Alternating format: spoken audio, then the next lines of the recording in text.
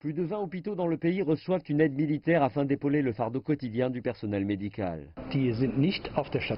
Leur mission n'est pas dans les services ni dans l'unité de soins intensifs. Mais nous devons gagner du temps et nous y arrivons grâce à ces 5 hommes qui sont très expérimentés dans l'aide d'urgence.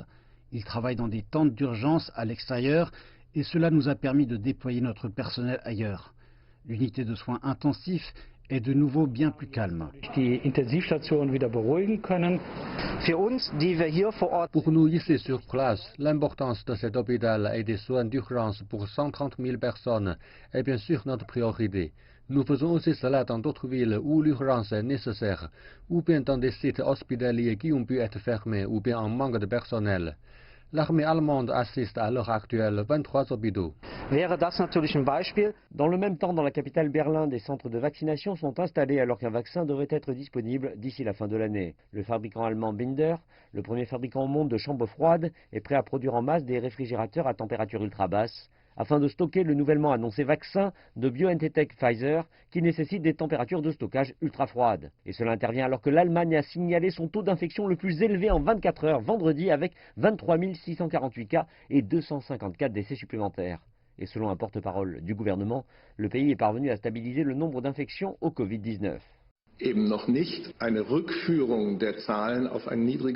Nous ne sommes pas encore parvenus à ramener les chiffres à un niveau bas.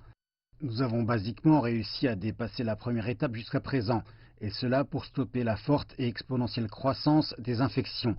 Et nous sommes désormais à un niveau stable. Mais nos chiffres restent très élevés. Jusqu'à 250 personnes perdent la vie tous les jours. Et c'est quelque chose qui devrait être plus urgent, quelque chose que nous ne devons pas accepter.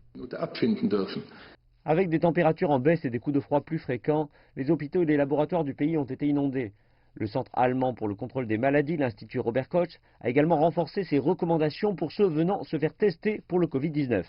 Désormais, seuls les patients ayant des symptômes clairs comme la perte de goût ou d'odorat et des symptômes sévères comme des difficultés respiratoires, des bronchites ou des pneumonies seront autorisés à être testés sous couverture de l'assurance santé gouvernementale. La chancelière allemande Angela Merkel rencontrera à nouveau les premiers ministres d'État mercredi pour renforcer les mesures actuelles du confinement à la lumière des forts taux d'infection.